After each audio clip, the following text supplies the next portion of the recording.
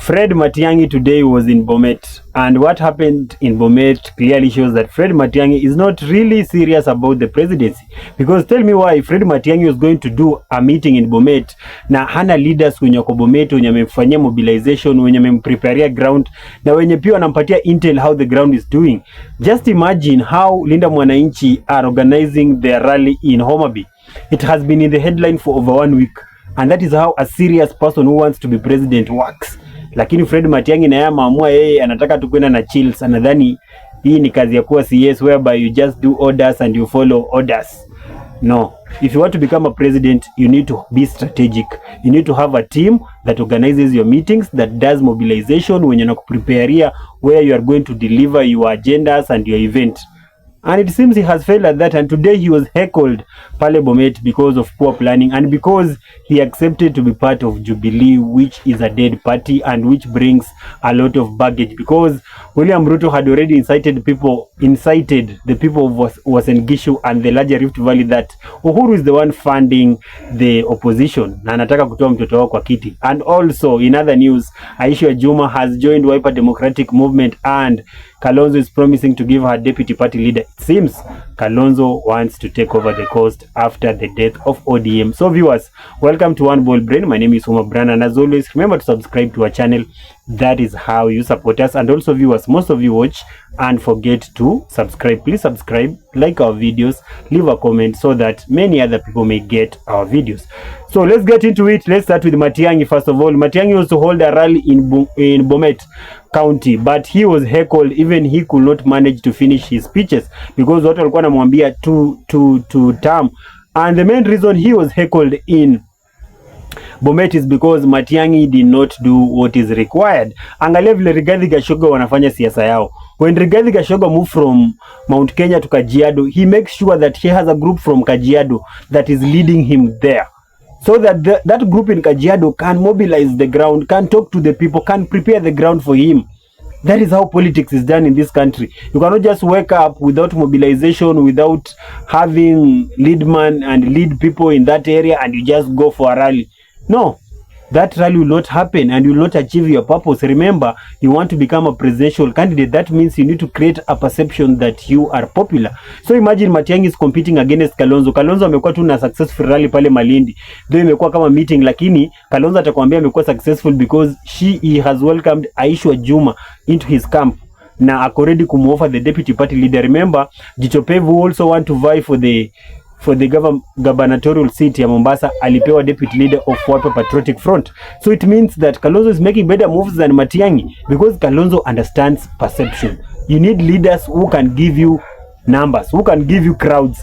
Crowds give the perception that you are with the people. Remember the stunt that Ruto pulled in Eldoret whereby he stood in the rain to talk to the people. Those are political PR that helps you to move forward. Na Matiang'i anadhani that politics is just a clean game. Politics is a dirty game.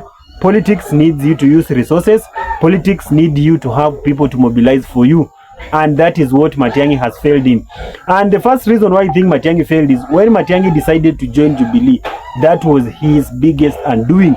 Because why will you join a party that has a baggage of the past regime, the regime that borrowed heavily, the regime that had Rivayala cases, which Matiang'i is also implicated in, the regime that had killings.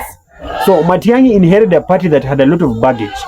And Jubilee, even in its own stronghold, zenye kioni wanamdanganya atapata kura, Jubilee is not even popular in Mount Kenya where it's supposed to be popular.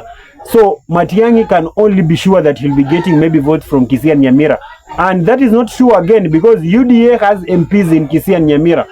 ODM has MPs in Kisii and Nyamira. And also, Linda Mwananchi is going to take some votes from Kisii and Nyamira. So that means that Matiang'i is remaining with very, very small possibility of getting this top seat. And I think that in all honesty, Matiang'i should not be getting presidential candidate or deputy, but he can get the super CS position whereby he can help to streamline things in the government. He's good at doing that, and he showed us during his tenure in different ministry positions during Uhuru Kenyatta's time. And also of late he has been implicated in the Ruaraka land scandal whereby him and the current PS of Foreign Affairs, Belio Kipsang are required to pay 2.9 billion, whereby the Ruaraka land scandal seems to be is being brought back, and the court said that they're supposed to pay that money. Hiyo pesa ilipotea when they were in charge of the Ministry of Education. Sababu walinua shamba yenye ni ya government. How do you buy a government land? So it was a very fishy scandal there that is with Matiang'i up to now. And that's why most people are saying that if you give Ruto either Matiang'i or Kalonzo, Ruto will have a field day. But if you give Ruto and Matiang'i, allow Edwin Sifuna to take the presidential candidate, then it will be a success come 2027, because it's early and Ruto is unable to deal with Sifuna.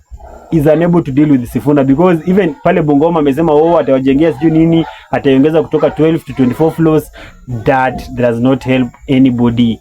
Kuongeza ati gorofa iko na 24 floors from 12 floors, that is just a rhetoric, a statement yenye haina maana, because swali ni kuna budget ya kujenga kweli? Because kuna market zenye zilianzishwa huku Bunyala in Busia County, nothing has been done up to now. Budalangi, si Mugwayo market, they have not been built up to now. The roads that were promised to us have not been done. There's a road being done now, but ni kama wanafanya a kilometer. They are only doing a kilometer of a road from the main highway to, I think, to hoodwink people that something has happened on that road, but nothing. Only a kilometer after launching it 3 times. So this government is not serious about the people, is not serious about policies, and I'm also saying that Matiang'i is not serious about being a presidential candidate, because what happened to him in Bomet was shameful, and it showed that he has no team that is preparing him for the presidency.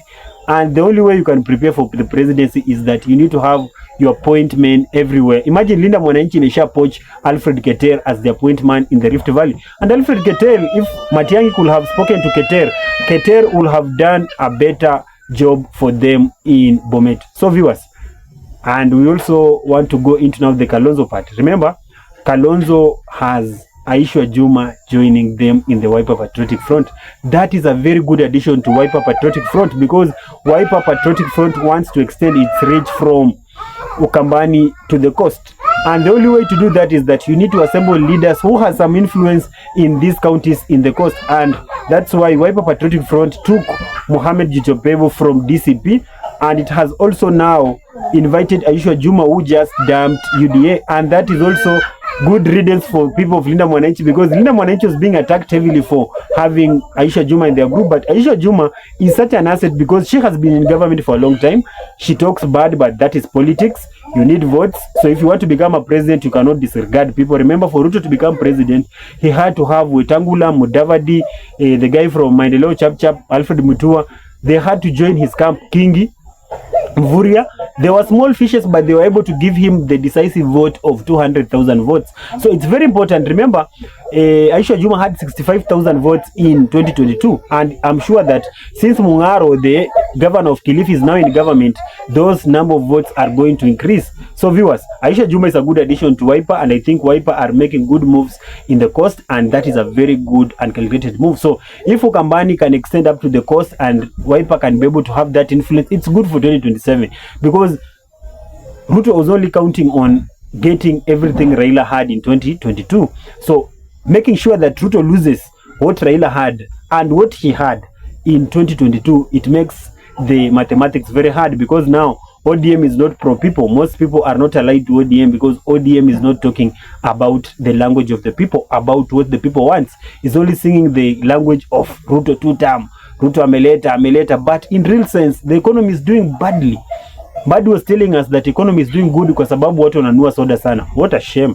Soda pia tena inaonyesha ati watu wako sawa. So that is how this government is, and that is why we are saying that Sifuna is the best presidential candidate out of this, but also Kalonzo is making good moves in the coast.